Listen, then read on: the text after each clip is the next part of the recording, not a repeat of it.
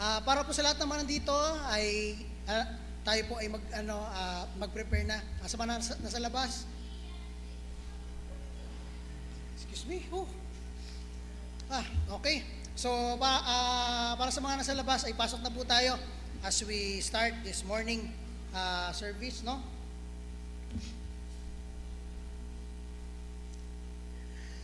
So, let's all stand. Tayo po ay mag-pray. Hingi tayo ng tulong sa Panginoon.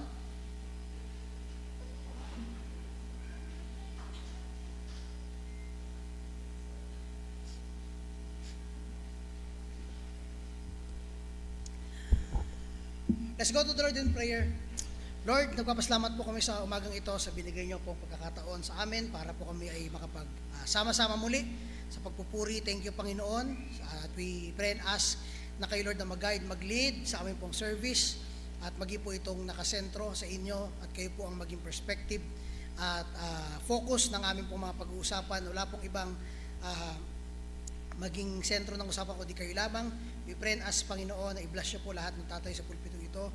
At sa mga kapatiran, Panginoon, kayo, Lord, ang mag-lead at mag-gabay. Bigyan niyo po kami ng open hearts and mind, malayo sa distraction, para makita namin ang katotohanan ng inyong salita this morning. Thank you, Panginoon. Binabalik namin ang kapurihan sa inyong pangalan. Sa pangalan ni Jesus, namin tagapagligtas. Amen. Let's call Brother Don. I have no friend like you. If heaven's not my home, then Lord, what will I do? The angels beckon me from heaven so and I can't feel at home in this world anymore. Last verse now. I have a loving Savior up in glory land, and I don't expect to stop until I shake her hand. She's waiting now for me in heaven's open door, and I can't feel at home in this world anymore. Oh Lord, you know I have no friend like you. If heaven's not my home, then Lord, what will I do? The angels beckon me from heaven's open door, and I can't feel at home in this world anymore. Maraming salamat sa patingin. Tayo na po yung magsiupo. And MC please.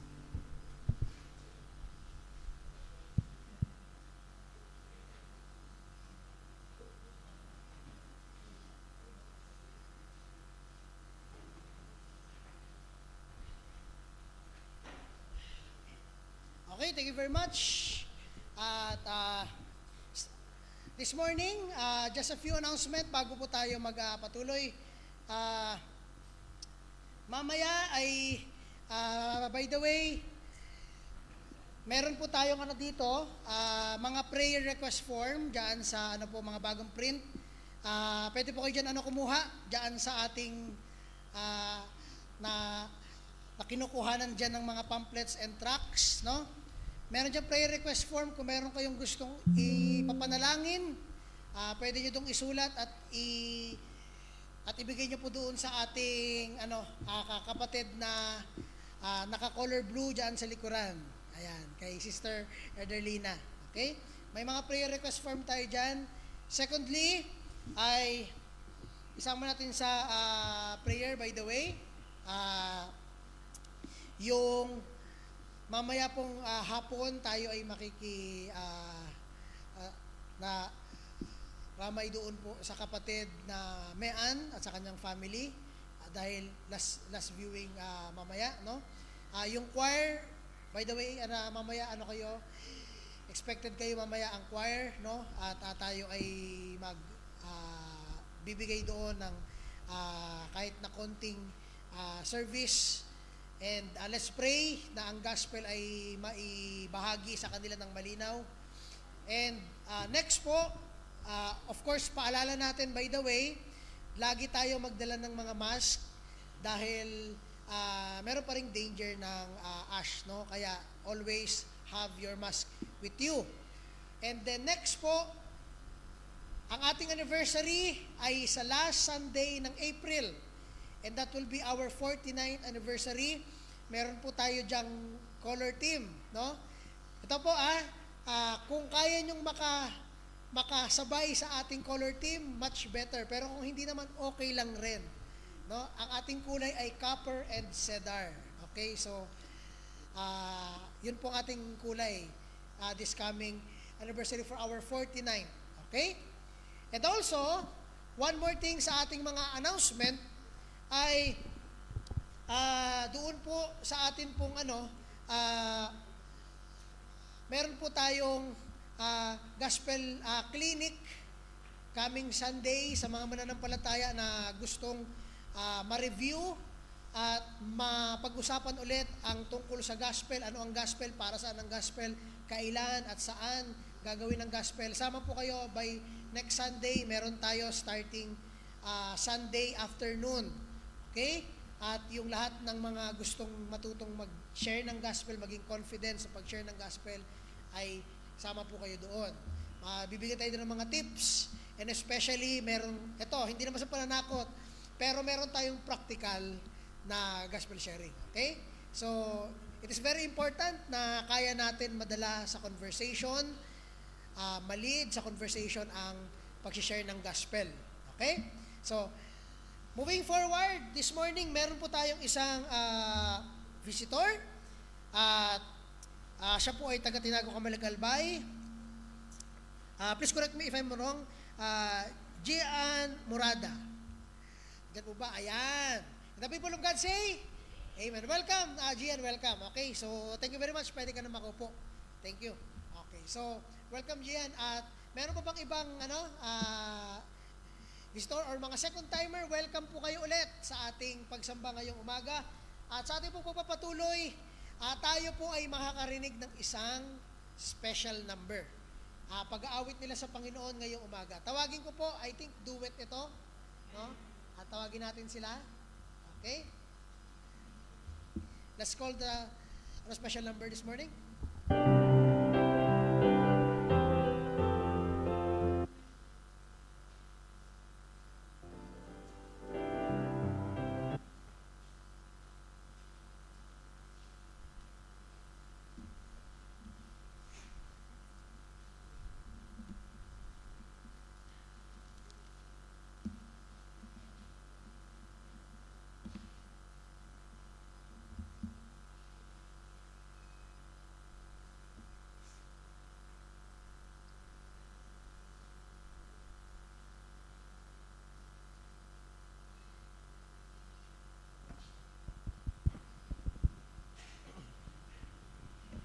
Magandang umaga po muli sa bawat isa. Ang awitin po namin na ihandog sa Panginoon ay pinamagatang My way is not His way.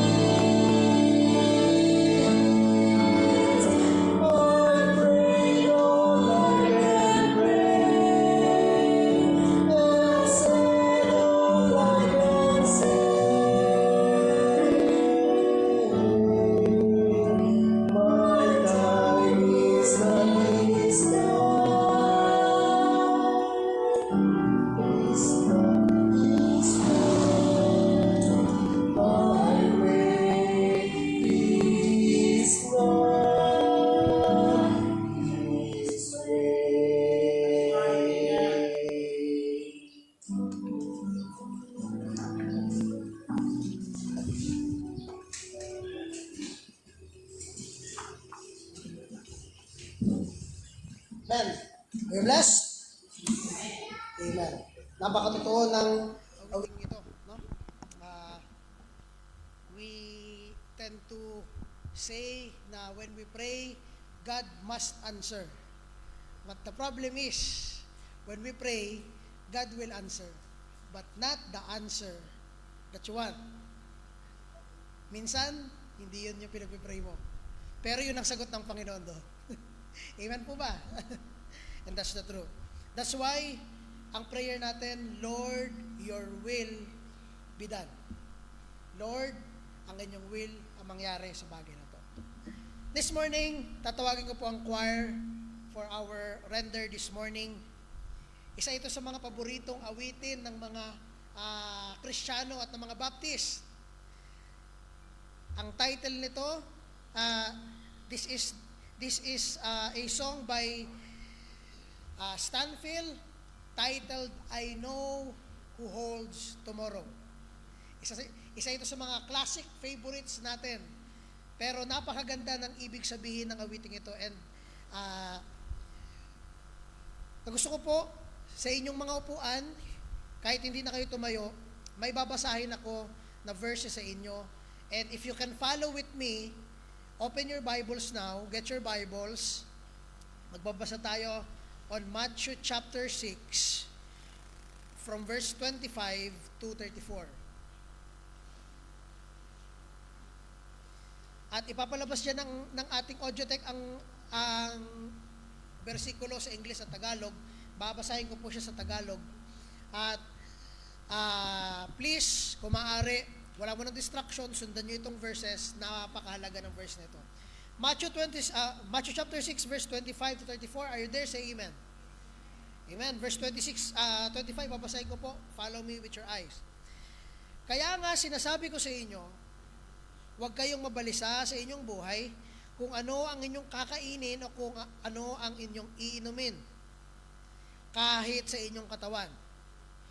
Kung ano ang inyong isusuot, hindi mahigit ang buhay kaysa pagkain. At ang katawan kaysa ano? Kaysa damit. You see that? Verse 26. Ito ang argument dito. Tingnan nyo ang mga ibon sa himpapawid. Hindi sila naghahasik, nagtatanim, gumagapas, o nag-iimbak man sa kamalig. No? Or doon sa imbakan. Hindi sila nag-iimbak. Pero tingnan nyo to. Ngunit, pinapakain sila ng inyong Ama na nasa langit. Hindi ba higit na mahalaga kayo kaysa sa kanila? Bago tayo magpatuloy, i-clear natin, hindi dito sinasabi ng Diyos, ng Panginoon, na wag na kayong mag-imbak, wag na kayong magtrabaho. Hindi po yon. Hindi yun ang argumento. Makikita nyo kung ano ibig ko sabihin. 27. Sino sa inyo nang dahil sa pagkabalisa? Ito ang punto. Sino sa inyo na dahil sa pagkabalisa ay mapapahaba ang kanyang buhay? Dahil sa pag-aalala, hindi haba ang buhay mo sa pag-aalala. No? 28. At bakit kayo nababalisa tungkol sa pananamit? Pansinin ninyo ang mga liryo sa parang kung paano silang lumaki. No? Hindi sila gumagawa o mahabi man. Pero lumaki sila. Paano? Hindi lang ang mga liryo. 29. Gayon may sinasabi ko sa inyo kahit si Solomon sa buong kaluwalhatian niya ay hindi pa nakapagdamit ng tulad sa isa sa mga ito. At kung gayon, binibihisan ng Diyos ang damo sa parang na ngayon ay buhay at sa kinabukasan ay itatapon na lang sa kalan. Sa atin parang walang kwenta ang damo. Pero ang Diyos, pinapalaki sila at binibihisan sila. Sabi ng verse 30, hindi ba lalo niya kayong bibihisan?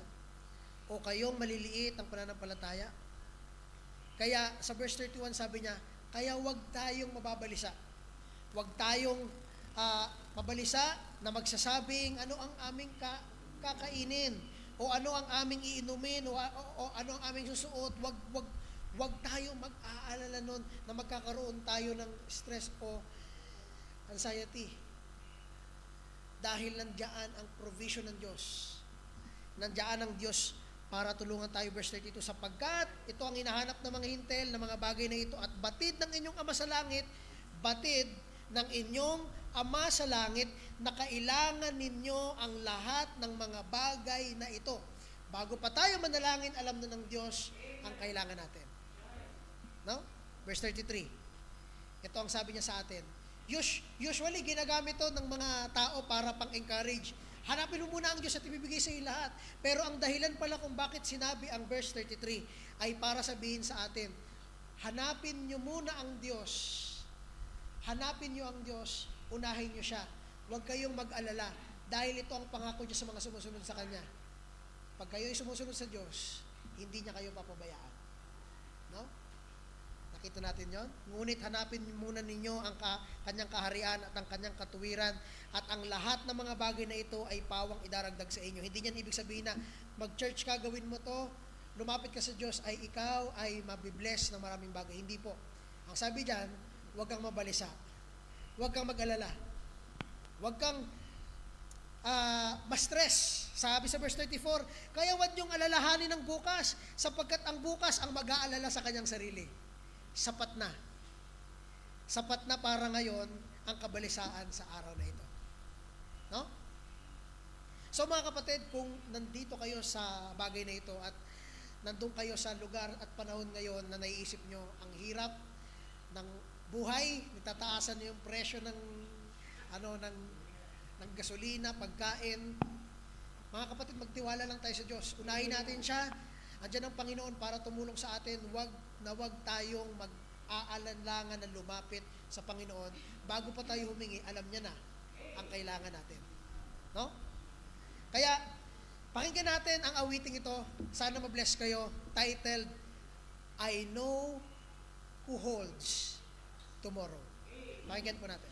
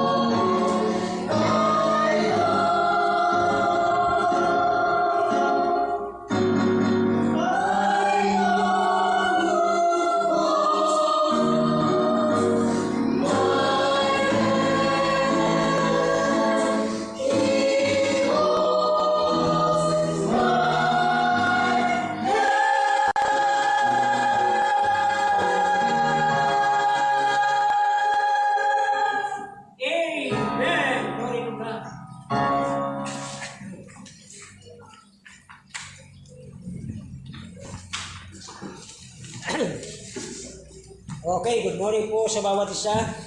At napakadinawit sapagkat panahon na naman, mula ako'y bata hanggang edad na to, mahigit 60, ang away ng Iraq at Iran ay hindi nagbabago. Yun yung mga 19, mga kailaran ko. 60 na rin sila. Grade 5 pa lang tayo sa Army, ganyan na ang Iraq at Iran. Ang away, ang Iran. Kasi mga Muslims. Kaya, purihin ng Diyos ako ay naging Christian dahil kay Kristo. Binago niya sa aking mga kasalanan, namatay siya sa krus upang tayo ay baguhin. At habang kung pinapalitan ng ating power, kung ay galing sa ating power ng Panginoon, buka ka sa power sa dito, ay itay saglit. Napaganda po ng misay ngayon at lalo na po yung inawit ng choir kanina.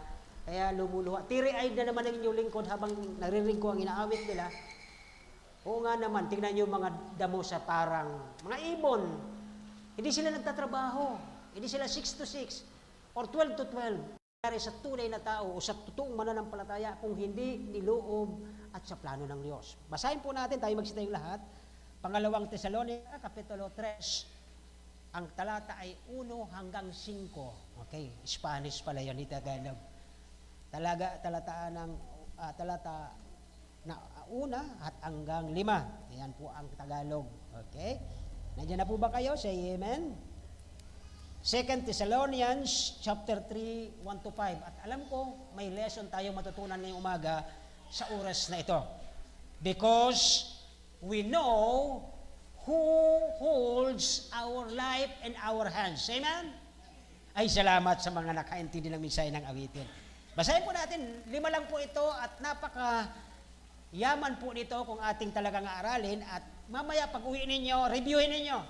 Basahin niyo po ng paulit-ulit hanggang 2 araw. Sa pangatlong araw, magsulat kayo sa inyong naunawaan sa verse 1 at verse 2. Basa naman kayo ulit hanggang sa marami kayong maisulat. Tingnan ninyo ang isinulat nyo. Ay napakaganda po ito, mensahe ng Banal na Espiritu. Basahin po natin verse 1, kayo po ang verse 1, verse 2 at hanggang matapos ng verse 5. 2 Thessalonians chapter 3, 1 to 5. Ready? Begin.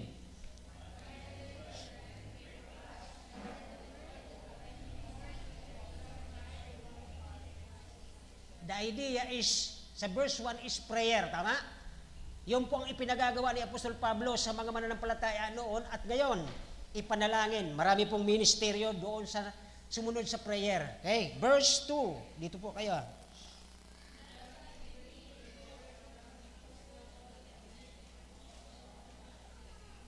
Upang ano daw tayo po? Ayon sa verse 2, tayo ay mailigtas sa mga masasamang tao. Marami po ba? Ay, ang dami. Last week dyan sa kinubatan, di ba, may binaril. At di alam kung sino ang bumaril na masamang tao. Next, verse 3. Now, mga kapatid, ito po ang pinakamagandang tanong. Sa inyong mga kabataan, sino ba ang faithful sa inyo? Si Papa, si Mama, ikaw? Sino ang pinaka-faithful? Sino? Ayon sa verse?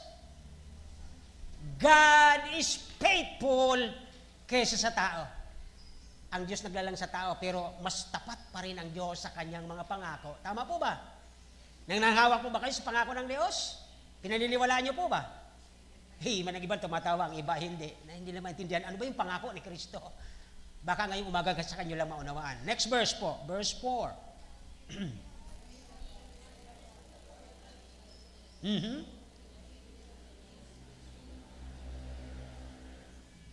Sa pang-apat, ano po ang sinuturo ni Pablo sa atin na dapat tayo ay?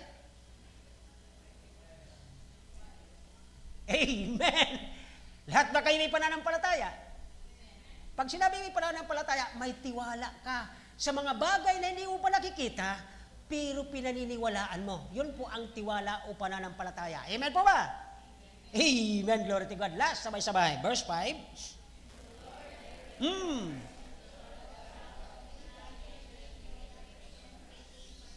So, alam na natin ang pangatong punto natin pag-uusapan. Ang prayer sa verse 1 na dapat maidirekta tayo sa ano daw? Ay sa verse 5? idirekta tayo sa ano? Because the love of God that's shed for our hearts, upang tayo po ay makakilala, magtiwala, manampalataya, at yung pananampalataya ito ay sa Sunday school natin pinag-aaralan, gawin ng mga taong disipulo, turuan sila, at gumawa rin sila ng another na magiging mga Kristiyano. That's the point of the Bible. Okay, tayo po ay pag-uusap ngayong umaga, a heart controlled and directed by the Lord. Ang puso o buhay na kontrolado ng Panginoon, dinidirekta ito kung ano ang plano niya. Okay, tayo po'y manalangin. Dahil lang Diyos, salamat po sa bawat isang nakarating. Kahit sila po ay may mga hectic na schedule, may mga trabaho, pero alam namin, Panginoon, sila nandito ayon sa iyong plano at purpose, na hindi pa namin, Panginoon, sinasabi sa iyo ang aming kailangan. Nandun na po kayo nakaabang at alam niyo ang pangangailangan ng iyong mga anak. Salamat po sa endurance na binagkakalob niyo sa bawat isa, lalo po sa amin dito bilang mga nangunguna, sapagkat hindi po amin ang trabahong ito. Ito po ay sa inyo. Kami po ay laan na magkaroon po ng mga pressure, magkaroon ng mga problema para lamang, Panginoon, maitaguyod namin na naghihintay kami na sa iyong pagbalik, Panginoon, abutan mo kaming lahat, magmula sa aking family hanggang sa family lang lahat ng umaattend, na matapat at hindi nanlalamig. Sapagkat isang araw, Panginoon, darating ka, nakakatakot na mahulog sa kamay ng galit ng Diyos sa mga nagkakasala at lumalayo sa iyong kalooban. Salamat po sa umagang ito. Kayo po, Banal na Espiritu, magturo, mag-teach, mag-guide sa bawat isa. Kayo po maitaas, may pangaral. Pangunahan niyo po ang inyong lingkod, wala siyang kakayahan. Kayo lamang po, Panginoon. Maraming salamat po sa mga nakalagpas sa kanilang mga problema at may mga pinagdadaanan pa. Kayo po ang tumulong. Wala pong ibang maasahan sila, kundi kayo ang Diyos na malapit na kaibigan at handang tumulong. Maraming salamat po, Panginoon, sa pangalan ni Jesus. Amen. Thank you very much. Darating naman ang oras at bilang Kristiyano, mga kapatid, mapapatunayan ng Diyos at makikita ng Diyos, ma-observe niya kung gaano kayo nagre-react pag may problema. Di po ba, may gera ngayon at alam niyo tumataas. Unang tataas niya ang gasolina. Siyempre, pag tumaas ang gasolina, tataas pamasahe, di po ba? Pero sabi naman mga empleyado, pero pastor, ang sweldo? Hindi ako nagsabi niyan, kayo ha? Mamaya, ano nyo? Kayo nagsabi, di ba? Ganun talaga. Yan po ay parte ng buhay natin. Pero mga kapatid, ang pag-uusapan ngayon nating umaga ay buhay Kristiyano.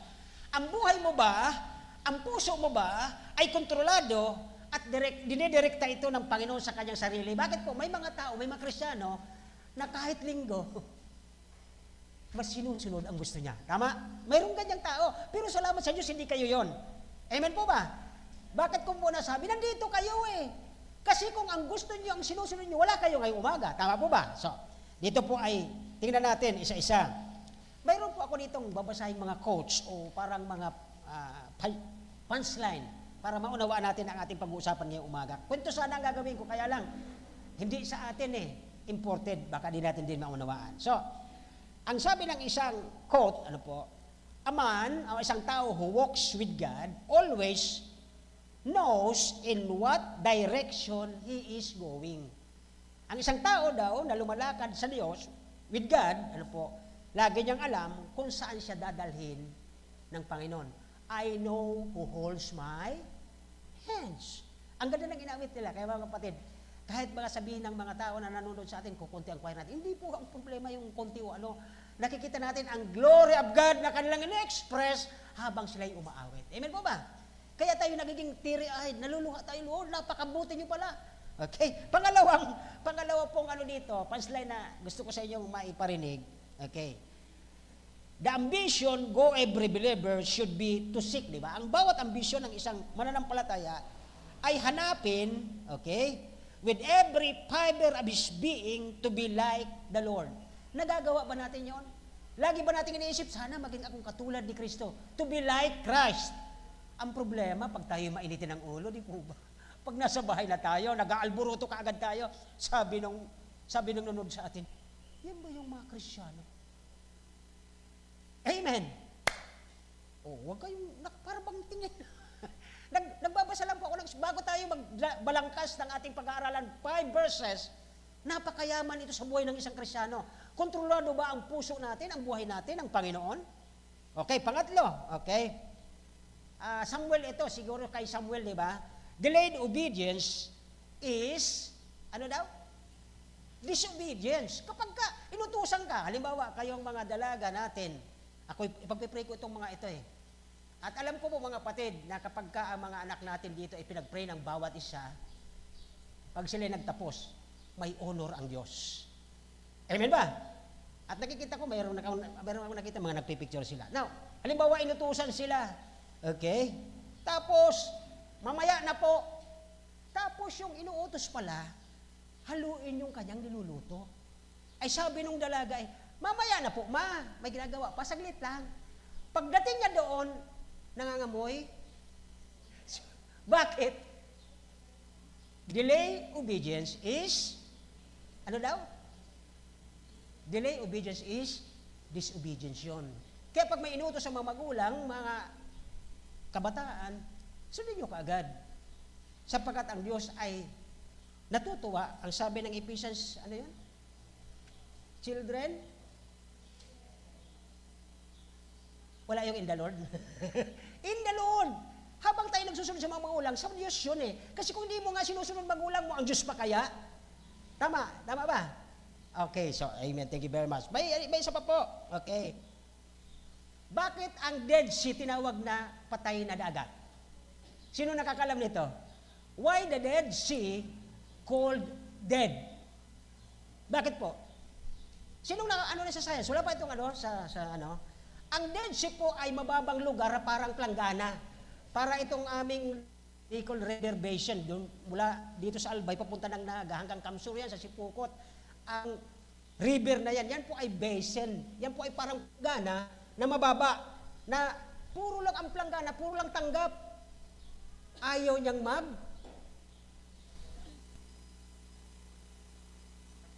Dead Sea kasi para lang siyang planggana. Puro lang siya tanggap at hindi siya bibigay. Okay. So, walang kinalaman dito ang giving. Baka naman isipin niyo si Pastor. No. Ang pinag-uusapan natin dito, okay, ang ating buhay ba ay kontrolado ng Diyos? Kasi kahit anong turo mo sa isang tao na magbigay kung ayaw talaga ng puso niya, ay hindi po yan kasi ang gusto niya lang ay, ano daw yun? Anong gusto lang daw? Tumanggap. Ayaw niyang magbigay pasasalamat. Ang pagbibigay po ay pasasalamat. Amen? So, yan po ay isang buhay Kristiyano na dapat nating maunawaan. Okay?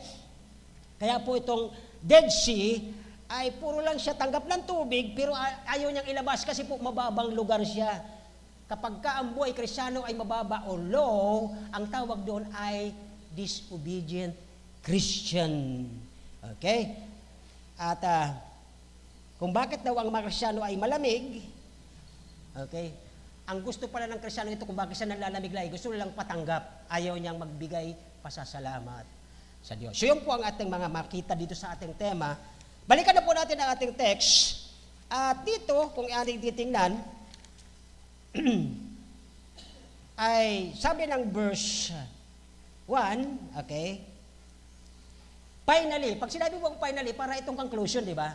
Sa wakas, okay, tapos na, di ba? Ganun po ang sabi ni Pablo. Pero kung ating papansin po itong mga kapatid, okay, na dito, ay sabi diyan, for I know that this will turn to a Christian that is, yung masyadong hindi pa, gaanong matured, medyo bata pa siya, magkakaroon po siya ng pagkaalam ng katotohanan sa lugar na ito.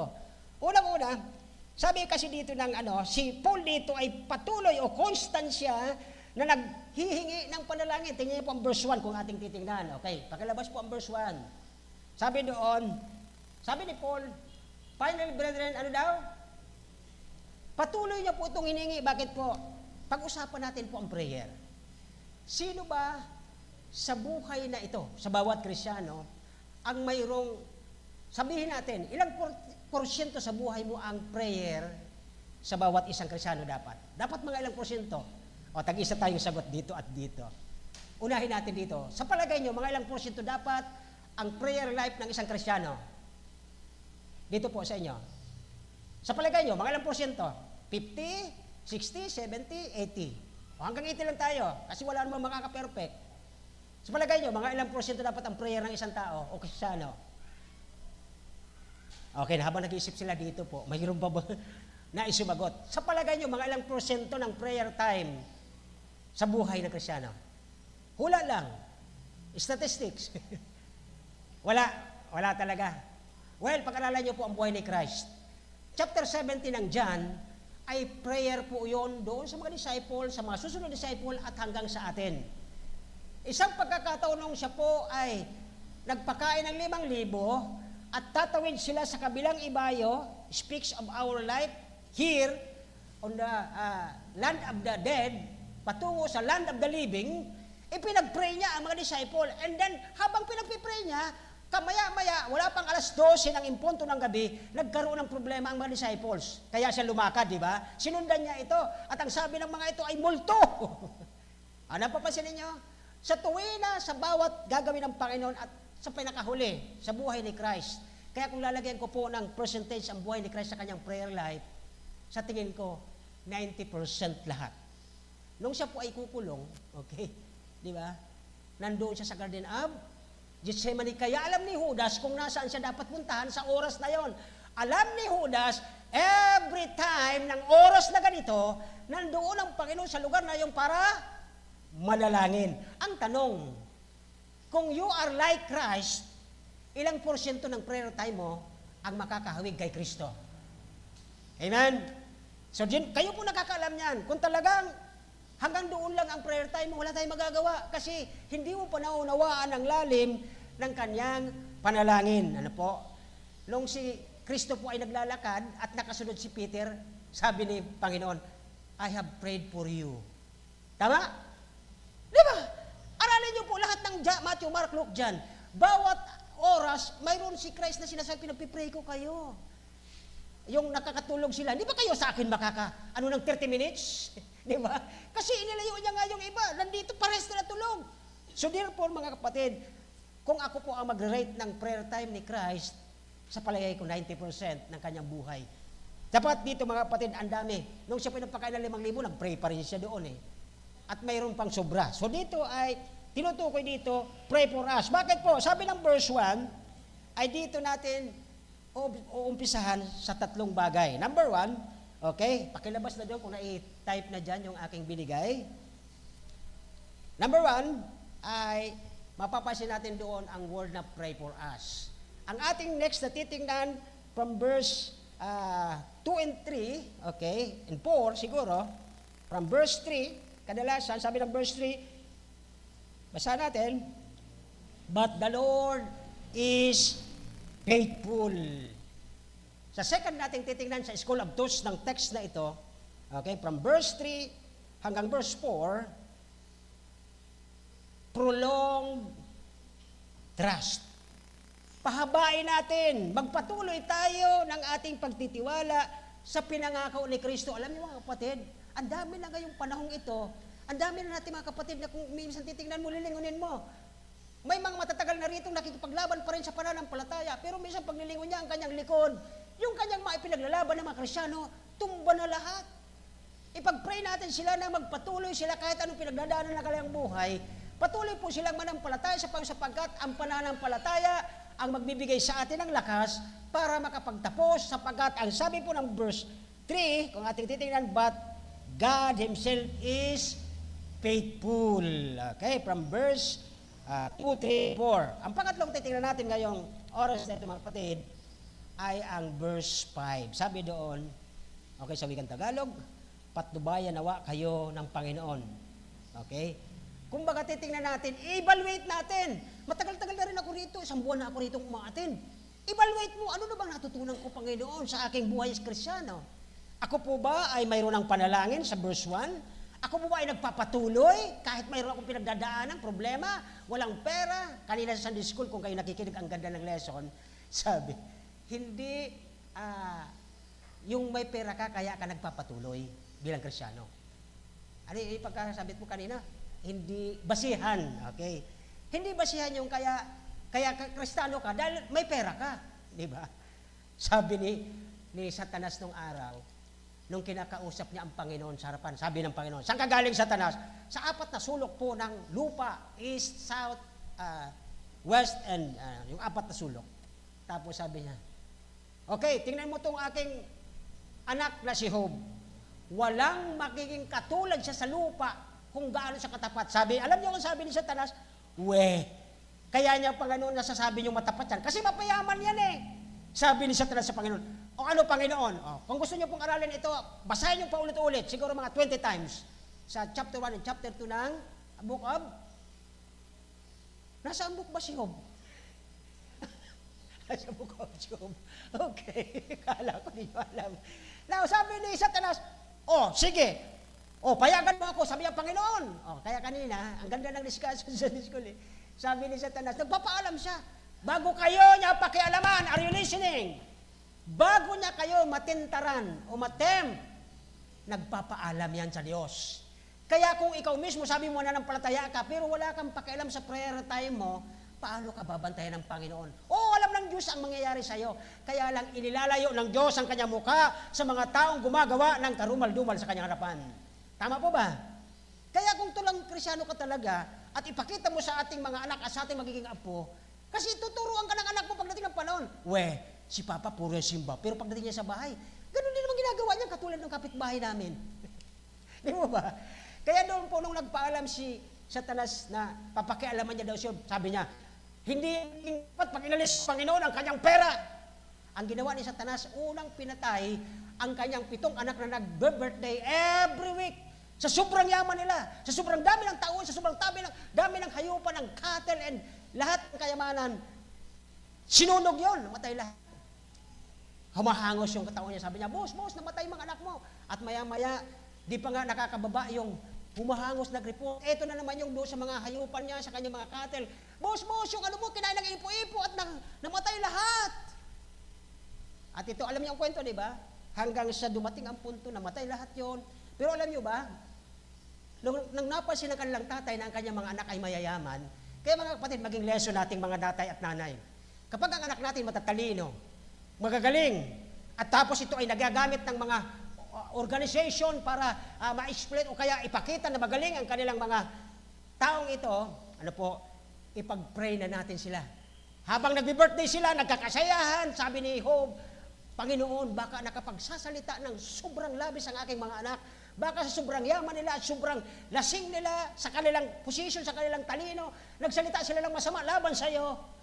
Yan po ay sinasabi ng salita ng Diyos at dito po ay nag-aayuno mismo si Job para sa kanyang mga anak. Okay, hanggang sa dumating na wala na talagang magagawa si Satanas. Di pa rin sumusuko si Job. At tapang pa rin niya, sabi niya, kahit sabi niya, Panginoon, ay ikaw pa rin ang aking, ay hubad akong nanggaling sa iyo, hubad akong babalik. Sabi ni Satanas, maniwala sa iyo, sige, bibigyan pa kita ng mga pigsa para hindi ka makatulog, hindi ka makahiga. Okay, lagi ko tinatanong noon, ang isa bang puno ng pigsa, paano siya matulog? Hindi siya makahiga kasi may pigsa dito. Hindi siya makatayo kasi may pigsa dito. Hindi kasi makatayo kasi may pigsa sa ilalim ng... Paano siya matulog? Siyempre, pikit. Di ba? Wala namang pikit. Tulog na dilat ang mata. Okay. Nagtitiis si Job na kahit nakatayo sa anong posisyon niya, nagpipikit kasi hindi siya makahiga. Pero alam niyo, nung siya po ay puno-puno na ng pigsa dahil sa kagagawa ni Satanas, sabi niya, hindi ka pa rin susuko sa pagiging makadiyos mo? Sige, lahat gagawin ko sa iyo. Di, misis niya, binulungan. Sabi niya sa misis ni Satanas, sumpa mo na yung asawa mo. Wala na silbi, puro na pigsa. Sabi kayo ng misis niya, pasensya ka na. Isumpa mo na yung Diyos mo. Tingnan mo ginagawa sa iyo. Lahat ng anak natin, namatay lahat ng mga ari-ari natin, namatay lahat na nasunog yung ating mga property. Sumpa mo ng Diyos mo. Alam niyo ang sabi ni Job, ito yung naluluha ko pag binabasa ko yun eh. Sabi niya, oy babae, hubad ako nang galing sa Diyos, hubad akong babalik. Patayin man ako ng Diyos sa umagang ito, patuloy ako magsisilbi sa Kanya. Ipinagmalaki siya ng Diyos, mga kapatid. Wala siyang katulad sa lupa. Amen? Kaya dito po ay, harinawa, i-transfer mo nga yung money, parang di makakarinig yan kasi ilagay mo dito sa harapan. Nai-istorbo ka niyan eh. Ilagay mo dito. Si Cloud, dito mo paupuin. And then, dito po natin makita ang panalangin. Okay? Na dapat ay inuulit-ulit natin sa ating buhay sapagkat si Pablo ay ilang beses sinabi niya, siya po dito ay sabi nito, constantly, patuloy, ano po. Sabi niya sabi ni Pablo, nagre-refer siya doon sa gospel, ipag-pray ninyo ang aming mga ministry. Ano po ang ministry of the word? Ito po yung bagay kung bakit dapat ituro natin sa mga batang ito habang sila lumalaki.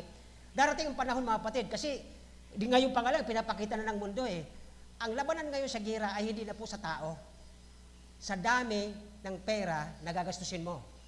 Halimbawa ako ay kalabang ko si Brother Willie, marami siyang drone o kaya marami siyang pangkontra sa aking missiles. Ay kung ang pangkontra niya, bawat missile ko, kukontrahin niya ng 1 million, maubusan siya ng pera eh, di ba? Ganun ngayon ang labanan. Kaya alam niyo magkakaroon ng problema sa pagdating ng last days, perilous time shall come, sabi ng Biblia, ang mga tao ay imbes na humingi ng tulong sa Diyos ay lalo pa silang magsasalita ng masama sapagkat sila ay mamumulubi ng todo sa kanilang makagagawan. Kaya dito po mga kapatid, sabi dito ni Pablo, ang kanyang laging mungkay, ang kanyang constant na, sabi niya, ipag-pray niyo po ang aming mga ministry. Ano po ang ministry niya? Number 1 is the ministry of the word. Ano po itong word? Ang salita ng Diyos. Alam niyo po ba na ang salita ng Diyos? Okay? Paano tayo nakakilala sa Diyos? Through the word of God. Mayroong mga taong nagsakripisyo, nagpupunta sa inyo araw at gabi, nag-visitation, nag-Bible study. Minsan pang, ako sa biktima nito ni Satanas. Kapag ang kuya ko binabible study ng pastor namin, ako nagbabantay ng kanyang kalabaw. Kanya naman yun, hindi naman yun sa amin. Tapos kapag nag-aalas siya, siyempre maraming nuknok, nakakagat ako, galit na galit ako. Ang tagal naman ng pastor na yan, di ba? Gayon rin ba yung nakaramdam ng ganito? Pag mayroong pastor na nagangalaga sa inyo para sa the word of God, para ituro sa inyo ang salita ng Diyos, para malaman nyo ang tao ay walang magagawa sa kanyang sariling kakayanan, kundi si Kristo ang kailangan para kabayaran sa kanyang kasalanan at doon lamang na ang Diyos at ang Kristong itong nagbayad ng yung kasalanan sa krus, ay ang kanyang kamatayan ay magiging buhay mo ng walang hanggan. Dapat maituro natin sa mga batang ito, sapat wala silang alam kundi ang tradisyon ng mundo. Walang paulit-ulit lang yan. Every year na cycle, paulit-ulit ang tradition. Wala namang kaligtasan doon eh. Kaya dito po ay mapasin natin na ang salita ng Diyos, una, okay, is quick and powerful. Paano siya naging powerful? Hebrews 4:12, sabi dito na, bawat wasiwas mo, it is a double-edged sword. Para itong espada may dalawang talim, na kahit anong sabi mo sa tao, nasasaktan siya. Kaya nga, minsan nagbabangkit ako rito, minsan pag may mga nasasaktan sa preaching, salamat, may pakiramdam pa kayo. Sapagkat pag wala na kayong pakiramdam, ibig sabihin, sobra ng patay kayo sa salita ng Diyos. Amen po ba? Ay, salamat. Okay. So dito ay, hindi po masama yun na masaktan ka. Mabuti yun sapagkat ang sabi ng Hebrews 4:12, pakilabas po, Hebrews 4:12, okay, para himayin natin ito. Kahit hindi ko tumatapos, ang mahalaga ay, ito po ang 5 verses. Naaabutin tayo ng 5 oras. Kaya, bibilisan ko lang. Okay? Sabi dito, sapagkat ang salita ng Diyos ay buhay. Anong patunay na buhay ang salita ng Diyos? Nandito kayo. Pangalawa, naligtas tayo. Nabago ang mga buhay natin. Yung dati kong ugaling kuripot, ngayon ay marunong na ako magbigay because of the word of God. Buhay ni Kristo, dito nyo, kung anak nyo po ang mamamatay para lang kabayaran ng kanyang kaibigan, hindi kayo matutuwa, magagalit kayo eh. Pero yun po, ginawa ni Kristo para sa iyo at para sa akin. Look at this, sabi niya doon, okay, parang itong tabak na may 2 talim at tumatagos hanggang sa yung mga kasuan natin, tagos doon pag naramdaman mo ang totoong salita ng Diyos, hindi ka pwede magsabing, hindi yan para sa akin. Malaramdaman mo ang sakit nito at ang iyong puso, ang iyong kaluluwa ay mauuhaw sa ng Panginoon. Salamat sa iyong salita na ako ay binabago, nasasaktan ako, aayusin ko na ang buhay ko. Amen! Pero maraming nasabing Kristiyano ngayon, magmula pa noon, nauna pa sa atin, ang yayabang magsalita. Kristiyano na kami, matagal na, pero ang buhay ay hindi nakikitaan ng pagbabago. Tama? That's the different things na sabi dito, sabi niyang pinaghihiwalay, okay? Paghihiwalay ng kaluluwa at spirito. Ano ibig sabihin? Yung plus, yung gusto ng laman mo, hindi uubra sa spiritual na gusto ng salita ng Diyos. Tingnan nyo pag Sunday, dapat mayroon kayong birthday na inaatinan, dapat nasa SM kayo eh. Pero bakit kayo nandito kahit mainit? Sa SM, malamig, may aircon. Dahil po sa Word of God, sabi ni Pablo dito, paulit-ulit niya sinasabi, Timothy, o kaya, sino pa ba? Sila Silas, yung mga kasama niya, inuulit-ulit niya ito, na ipag-pray ninyo, sabi niya dyan, pray for us, to our ministering of the Word. Eto po, mga tatay, makinig kayo. Sa gabi ba, bago matulog ang ating mga anak, ang inyong mga anak, nagbabasa ba na lang ba kayo ng isang bersikulo para habang medyo gising pa ang mga bata, bago sila matulog, mayroon silang baon? Mga kapatid, kasi may issue na eh. Ang kapatid natin nagdadamdam ngayon, tulog sila eh. Natutulog ang asawa niya at hindi na gumising. Paano kung kailangan na sa gabi bago matulog, may baong ka malang salita ng Diyos? Pagharap mo sa Panginoon, kababasa ko lang ng word mo eh. Nandito na ako. Are you listening? Pero dahil po sa katamaran at sa kalamigan ng puso ninyo sa salita ng Diyos, saka na lang yan, busy ako, pagod ako eh. Galing ko sa trabaho. But the Word of God is quick and powerful, na ito po ay, ano sabi diyan? Pinaghihiwalay. Okay? Ang mga kasukasuan at utak at buto at may kakayahang ano daw, kumilala ng mga pag-iisip, mga hangarin ng puso. Kaya doon pag ang hangarin mo ay masama, babaguhin niya ng salita ng Diyos. Amen. Pag ang hangarin ng mga bata ay puro lang sa, kaya ko yan ko si mama, si papa, iiyakan ko lang yan. Pero pag narinig niya ang salita ng Diyos, babaguhin siya ng salita ng Diyos. Amen. Ang tanong, marami pa kayang gumagawa niyan? Mas maganda ka pagising eh. Good morning, anak. Nag-pray ka ba? Habang maliit pa, mga bata, habang kahoy ay maliit pa, talian mo na para matuwid. Di ba? Ginagawa nila may tali eh. O kaya may guide. Itinatali yun para diretso ang puno. Dahil nga sa ayaw nila. Dahil masarili silang hangarin, pinababayaan nila lumalaki ang mga maliliit at ito ay baluktot. At kung kailan malaki na, kukuha ng palakol, hindi mo na maitutuwid yan. Lalaban at lalaban yan. Now, dito po ang pangalawa. Hindi lang po yung mga ministry sa pansarili. Ano pang ministry po dito sa word na ito na ating titingnan? Okay? Maliban dito, sabi ng Psalms 119 verse 105. Alam na alam ito ng karamihan. 119, 105 ng Psalms. Ang salita ng Diyos ay ating ilaw. Lamp, antumay. Di ba? Ngayon, halimbawa, ako ay namatay, mabuti na lang, malalaki na mga anak ko. Paano kayo maliliit pa? Hindi natin hawak ang buhay natin. Hawak ito ng Diyos. At kapag tayo ay hindi na magagamit ng Diyos, aalisin ka na sa kanyang istante, di ba? Sino sa inyo may mga aparador? Mahilig kayo sa collection. Nandoon lang naka-istante lang yung mga gamit na mamahalin, ang nagkikislapan, pero walang silbi. Ano ang gamit nito? Wala. Display. Pero dapat kayo yung mga anak ng Diyos, dapat nagagamit kayo, at kayo ay dapat nandoon sa nais ng Diyos. Ang sabi niya rito, ang salita ng Diyos ay iliwan sa aking mga paa. Ang salita mo, liwanag sa landas ko. At habang tayo tumatanda, na ilalipat natin sa mga anak natin ang ganitong paniniwala, asahan mo, kahit mawala ako sa ibabaw ng lupang ito, inaasahan ko na naituro natin sa ating mga anak ang ganitong turo. Bakit po? Pagharap mo doon, dahil nauna tayo, matidad na tayo. Una tayo sa pila. Sabi ng Panginoon, ano ang ginawa mo nung may hawak ka ng Bible? Panginoon, kasi busy ako sa negosyo eh. Pasensya na po. Hindi ba kitang kanyang reaksyon doon?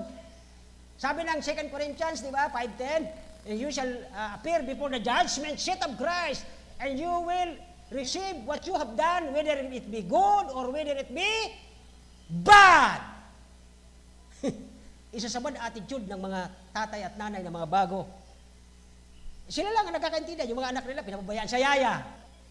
Bubuti lang, di kayo mapipira. Di ba? Hinahayaan yung yaya magturo ng gospel. Dapat tayo. Amen. So dito po ay, mapansin natin mga kapatid, hindi lamang po ilaw sa ating mga paa. Okay? Alam niyo po sa Old Testament, kahit kay John, kinakain nila ito. Ibig sabihin ng kinakain nila, literal na kakainin natin itong Bible. Grabe naman kayo. Kakainin nyo. Kami ni Pastor, kainin. Ewan ko kung di kayo ma-hospital. Ang ibig sabihin ng kinakain ko sa salita ng Diyos, basahin natin sa Jeremiah 15 verse 16. Ang ibig sabihin ng kakainin natin sa salita ng Diyos, ating pong dahan-dahan, basahin natin paulit-ulit hanggang sa tayo ay nabubusog ng espiritual na pagkain ito. Sapagkat ang salita ng Diyos ay espiritual na pagkain. Nagbi-birthday mga anak natin. Tapos, puro lang nila alam, happy birthday. Wala ba silang alam na word na, Panginoon, salamat, nakarating sa ganitong edad. minsan natuturuan ng mga anak natin ng puro regalo lang. Ang regalong Kristong iniwanan ng langit, para sa nagdusa sa lupa, walang sariling bahay, walang sariling unan, walang sariling kabayo o ano paman, nakikitira at pinatay pa sa krus. Grabe ang sakripisyo. Pero tayo minsan tingnan natin ang ating mga anak, sobrang pag-aaruga natin, sobrang nating inalagay sa eskaparatin, masyado nating minamahal, itinataas. Kaya minsan pag nag-aabuso, hindi mo na rin mai-correct. Pero ang Panginoon, never niya pong ginawa yan sa atin. Isa siyang Diyos na doon ay inaawitan ng mga cherubim at seraphims doon. Pero pumunta sa ng lupa para lang abutin ka at abutin ako sa ating kahirapan. Naging mayaman tayo dahil sa kahirapan ni Kristo sa ilalim ng lupang ito. Amen. Hari nawa, maunawa natin yan bago tayo mag-uwi. Mga kapatid, that is the ministry na laging pinagpipray ni Pablo dito. Sabi niya, pray for our ministry of the word. And number 2, letter B doon sa one natin pinag-uusapan, pray for us, is the deliverance from evil men. Okay, isa-isa natin. This is the same. Anong verse na po ito? Verse 2 ba? Ayan, reasonable wicked men for all have not faith. Oh, nakita ninyo? Sino po sa inyo? Honestly, may kasama pang hindi mananampalataya sa tahanan. Sa amin po, yung mga aso na lang. Totoo. Minsan tinuturuan nga ni Ruth ng kanta ng aso niya eh. Diba? Umaatin mismo yun dito yung isa. Si Pritch, kaya sila Brother Willie, kilala pag nakaupo si Brother Willie at si Marlene dyan, natabi yung aso. Gustong atin eh. Mayroon pa po ba kayo sa tahanan nyo na hindi pa kilala ang Panginoon? Look at this mga kapatid. Okay? Delivered from unreasonable. Anong ibig sabihin ng unreasonable? Kung kailan ka magsisimba, doon nyo man magpapasikat yan. Alisan naman kayo, iwanan nyo naman ako, wala nga ako ditong pagkain, tapos kayo, sarap na buhay nyo, maghapon kayo dyan. Di ba? May ganyan eh. Minsan, di ba? Pero ang di nyo naintindihan, nabubusog ka rito, ang problema, eto, naka-attend ka, nabusog ka, ay Panginoon, salamat, napakaganda ng mensahe. Pagdating sa bahay, sabi mo doon sa kasabahay mo, hapon ka, lumabas kami, dito ka lang, di ka malagtsap na. Yung mga hugasan, di ka malang naghugas. Amen! Ikaw pa yung nakakatanggap ng napakagandang mensahe ng Panginoon, ikaw pa yung hindi mo maintindihan. Unreasonable! Na dapat unawain mo kasi nga hindi nga niya alam ang salita ng Diyos eh. Hindi niya nga alam ito eh, di ba? Wicked man! Hindi niya alam ang ginagagawa natin dito, maghapon tayo dito eh. Ang di niya alam na habang tayo nakaupo, nakikinig, lumubusog tayo, lumulusog tayo ng espiritual na bagay, samantalang siya'y payat na payat. Ano ngayon ang dapat natin gawin? Ano ang may tutulong natin sa ating kasambahay? Ipakita mo sa kanya, are you with me? Ipakita mo kung papaano ka natututo at binabago ng salita ng Diyos sa ministeryo ng bawat isa na nandito. Amen! Mga kapatid, alam ko kayo ay ginagamit ng Diyos sa mga givings ninyo. Mayroon tayo di ba tayo magsasayang ng kuryente, nagsasayang ng kung ano-ano? Na pag-uwi ninyo, wala kayong ginagawa para magkaroon ng tulong yung mga taong ito, mga unreasonable na ito, mga wicked men ito, sapagkat sila ay ano daw? Ito dapat lagi isaksak natin sa isipan natin mga kapatid. Kibata yan, matanda yan, lolo, walang ngipin yan. Ilagay mo sa isip mo, walang pagkakilala sa Diyos, isang araw iiyak yan doon. Mga kapatid, listen, ito ang di pa nakaunawa ng kabataan. Alam nyo ba, mga kabataan, na pag tayo ay nandoon na sa sinapupunan ng Panginoon, ang impyerno nakikita natin. Nasa tabi tayo ni Christ, di ba? We are in Christ. Habang si Christ nag-judge sa mga nagkasalang mga anghel-hulog sa impyerno, nasa tabi tayo. Kaya tayo ay sabi nila, mapalad tayo, we are blessed. Kaya pag nagbubukas kayo ng Bible, ang mga demonic na itong sinumpa ng Diyos na nasa lupa, nakikisilipin sa Bible. Ang problema, wala sa kanilang salvation. Katulad nyo at katulad ko. Tayo mga masama, pero may grasya ng kaligtasan. Ang mga demonyong ito ay wala. Kaya pag kayo nagbubukas ng Bible, nakikisilip yan sana. Sana mayroon din kaming grasya ng Diyos. Awang-awa sila sa sarili nila. Kaya pagdating ng panahon, nandun tayo kay Christ, nandun sa trono niya, at nakikita natin ang impyerno, at nandun ang anak mo. Nandoon ang kamag-anak mo. Sasabihin niya, bakit ka nandyan? Bakit tama ka pala? Ba't di mo ako sinabihan? Are you with me? Tapos sasabihin natin, sinabi ko na, nakakabwisit ka sila, pastor. Tigas kasi ng mga ulo. Sinabi ba ni Kristo yan nung siya po ay nagtuturo? Si Kristo ba iniwala nung pasan niya ang krus? Itinapil niya ba ang krus niya? Dahil sa, hindi naman kayo maniniwala eh. Nakita ba natin yung kay Kristo? Hindi. Habang siya po ay sinasaktan, lalo siyang igpit ang kanyang pagpasan sapagkat malapit niya na mabayaran ang kasalanan mo at kasalanan ko. Hindi niya minsan yung tinapon ka at may sumusuntok, may sumisipa, may nagpapainom ng mapait para ang kamatayan niya sa krus, ang kanyang sakripisyo, matapos niya ang kanyang misyon, mabayaran niya ang kasalanan mo at kasalanan ko para pagdating ng panahon, tayo ay magkakapatid kay Kristo sa harapan ng Ama.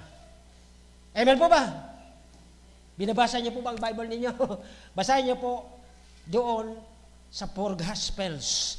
Kaya ito pong mga bagay na ito mga kapatid, napakalalim po ito pero kaya ako natuwa dito, sabi ko napaka-iksing bersikulo, 5 bersikulo lamang, ang laman pala nito. So, i-deliver tayo sa mga evil men. Okay? Ito ang laging hinihingi ni Pablo, ipag-pray, huwag sana kaming ganito. Naalala ko yung isang miyembro namin nung araw, na lagi nabubugbog yung misis niya ng kanyang asawang hindi mananampalataya. Alam niyo po, sa sobrang tiyaga ng misis niya, kahit pinagsisilusan siya, gusto siyang tagain. Nananalangin siya, ang lakas ng boses niya. Isang araw, natatagay na lang siya. Narinig niya, may kausap. Talagang itong misis ko, sabi niya, hayag-hayagan niya akong pinagtataksilan. Pagsipa niya ng pinto at nakaumang ang itak, nakita niya sa harapan ng ilawan, nananalangin. At doon siya parang tinabak ng Panginoon salita ng Diyos eh.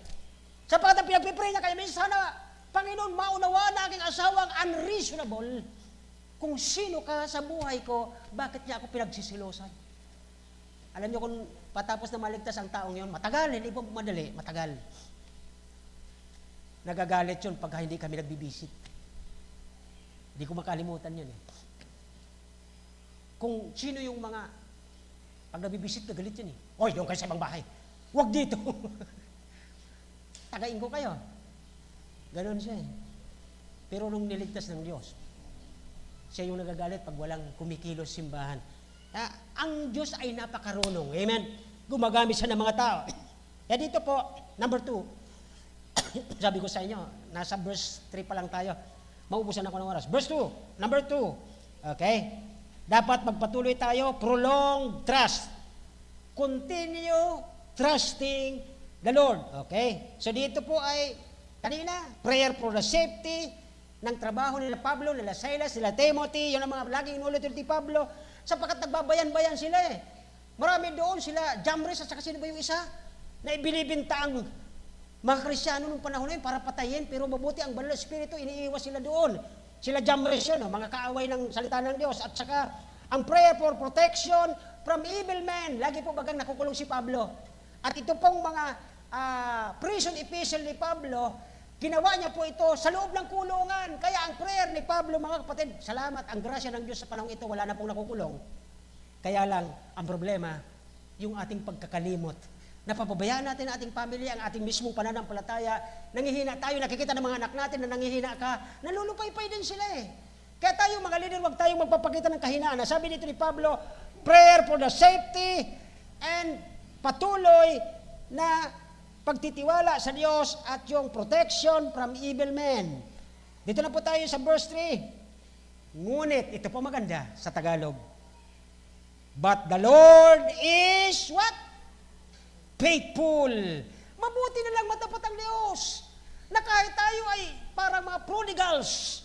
Yung prodigal, hindi kita kailangan Panginoon, may pera ako ngayon. Naubos yung pera niya, hindi kita kailangan Panginoon. Malakas ako magtrabaho, mag-a-apply ako na magpapakain ng baboy.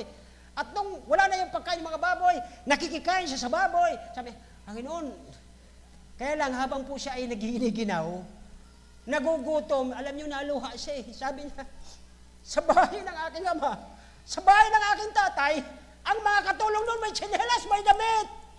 Pero ako mamamatay dito eh. Nagdesisyon siya. At ang desisyon niya, sabi niya, babalik ako sa tatay ko, sa Panginoon.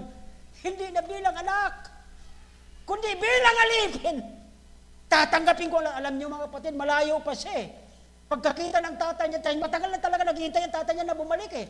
Ganon din ang Panginoon sa atin. Matagal na ang Panginoon naghihintay sa inyo at sa akin na bumalik. Yung dating sigla kung paano kayo nag-serve sa Panginoon, hinihintay niya tayo. Hindi niya inamoy kung mabaho, amoy baboy, ano. Niyakap niya nung tinakbo niya ito, sinalubong niya, hiniyakap niya.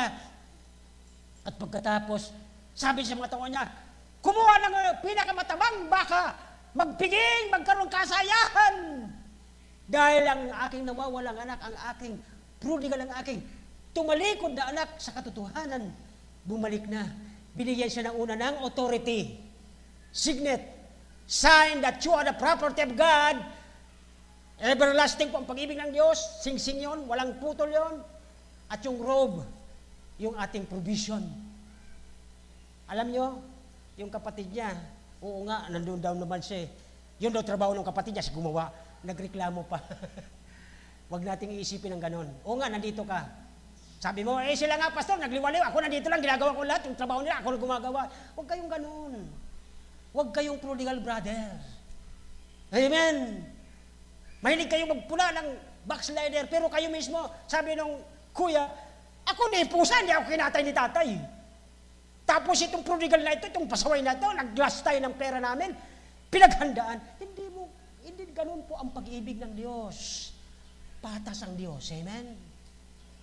Alam niyo, nagsisi din po yung kapatid na yun. Nagkamali din siya. Akala kasi niya, dahil siya ay nandito rin, hindi naman siya umaalis, siya pa rin yung gumagawa ng mga hindi ginagawa ng iba. Pero alam niyo, sabi niya, tama ang tatay namin. Siya ang nakakaalam ng ikabubuti ng bawat isa. Okay, huwag tayong magtinginan sapagkat mahirapan tayo. Kaya dito po ay, una, sa number 2, patuloy lang tayo, prolong trust o continue in trusting God. Sabi doon, sa verse 3, faithful ang Panginoon to overcome our enemy. May kaaway ka, may problema ka, mayroon kang mga finances, down ang finances mo, ang Diyos ang makikipaglaban sa iyo. He is faithful. Bago ka maging matapat, mas matapat ang Panginoon sa atin. Sabi ng verse 3, faithfulness of God is assuring us, okay, that His promise is true. Totoo po yan mga kapatid eh. Okay? Ma-overcome natin ang mga problemang ito because Christ or God is faithful. Hindi tayo. Tayo po ay mahina. Kaya dito po, ang Diyos ang magbibigay sa atin ng kalakasan. God is strengthening you. Sabi po dyan sa ating binasa sa verse 3, mayroong oras po na talagang nadaan ka sa sobrang hirap. Ano po? Pero ang Diyos magbibigay sa iyo ng kalakasan. Pangalawa, talino. Bakit? And by the way, si Mr. Buba, malayo sa gira, no? Di man sila apektado. Malayo naman. Amen. Glory to God. At saka si yung isang kasama ni Brother Willie, sa New Zealand, di man malapit, di man malayo sa yun. Yung mga taga dito sa kung may mga kamag-anak kayo, pag-pray ninyo na hindi maapektuhan ng evil na ito. Nagpapalipad, sasalagin, pero maubusan na daw ng pansalag ayon sa fake news. Ay maniyaman kasi sila nag-uubusan lang sila ng pera, bibili, pasasabugin. Okay, so ganun ang labanan ngayon, hindi na po yung papatay kundi paubusan ng pera. Now, may the Lord strengthen ang bawat isa sa atin. Okay? Kasi po ang mga kapatid natin sa abroad, hindi rin po si Jasper, hindi rin po malapit doon, sa ibang lugar din. Kaya hindi rin po siya apektado. So dito po ay, sabi niya diyan sa verse 3, ngunit tapat ang Panginoon. Okay? Siya po ay magpapatatag, magbibigay sa iyo ng kalakasan at mag-iingat sa iyo laban sa masama. Lalo na yung manang pipray sa bawat isa. Kaya tatlo po ang binabagay sa verse 3, ang Panginoon ay tapat, siya po ang magpapatatag. Bibigyan tayo ng endurance, bibigyan tayo ng tapang, at iingatan tayo sa ating mga masama o yung ating failure. Yung mabubudol. Okay? O ngayong tag-init, alam niya namin ito yung mga ganyang panahon, mayroong nagbibinta ng mga hose, piki daw yung hose. Ganyan yan. Okay, alam na natin lahat yan. So, ilayo tayo ng Panginoon doon. Okay, so, may God strengthen us. At isa pang sinasabi ng 1 Corinthians 10:13, okay, sabi baga, pag may dinadaanan kayo ngayong panahong ito, walang pagsubok na Hindi nyo kaya. Bakit? Pare-parehas lang naman pong pasubok na binabigay. Sabi ng 1 Corinthians 10:13, walang pagsubok na dumarating sa inyo na hindi naranasan ng ibang tao. So therefore, naranasan na nila Nakalagpas din sila. Malalagpasan mo rin. Pangalawa, tapat ang Diyos at hindi niya ipapahintulot na kayo'y subukin ng higit sa inyong makakayanan.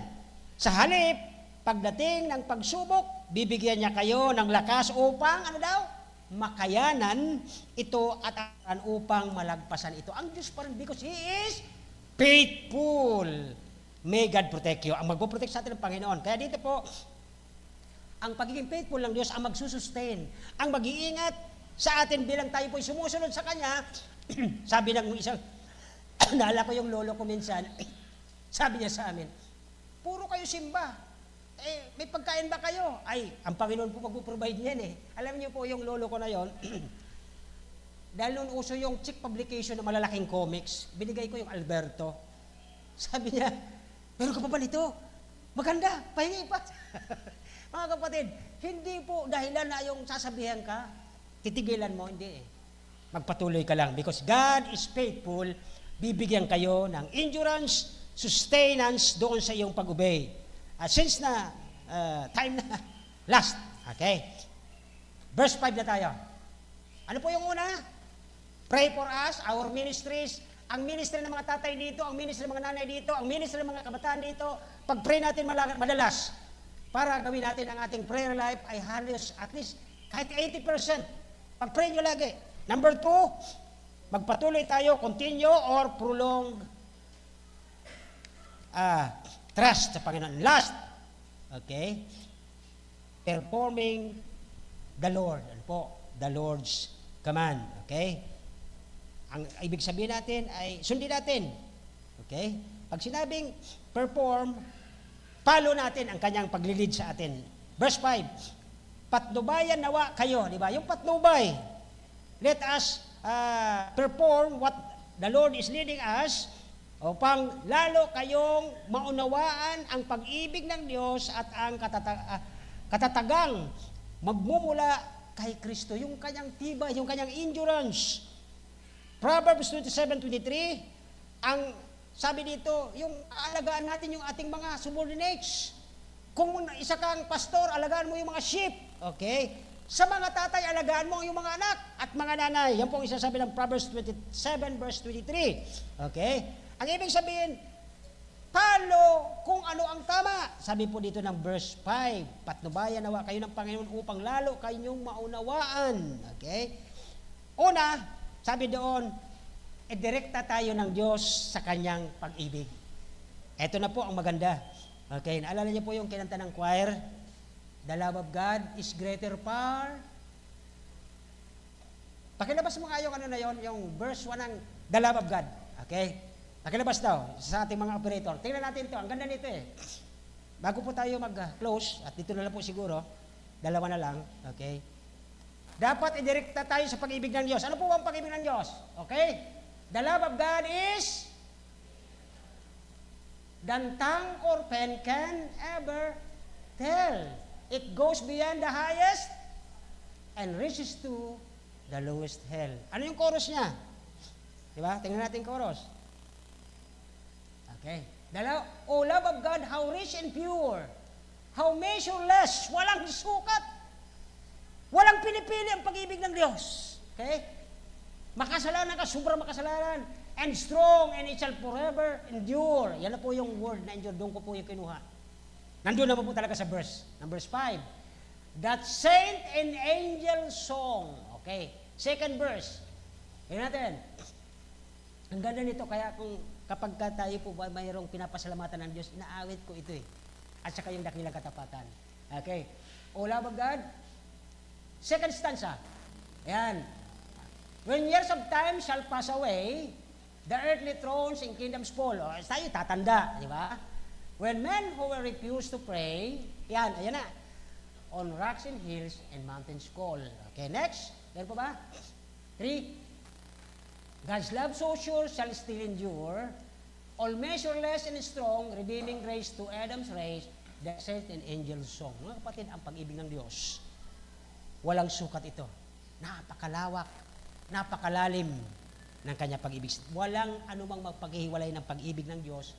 Romans 8:37 ba yun? Kung hindi ako nagkamali, tingnan natin. Dito na tayo magtatapos sapagkat ang pag-ibig ng Diyos, dapat doon tayo idirekta ng salita ng Diyos ayon sa verse 5. At ang ating katatagan na kay Kristo po, hindi sa atin kakayanan, kay Kristo. Romans 8, pakilabas po yung Romans 8:30. Tingnan niyo po ito, the love of God. Okay, tingnan lang natin. Verse 35.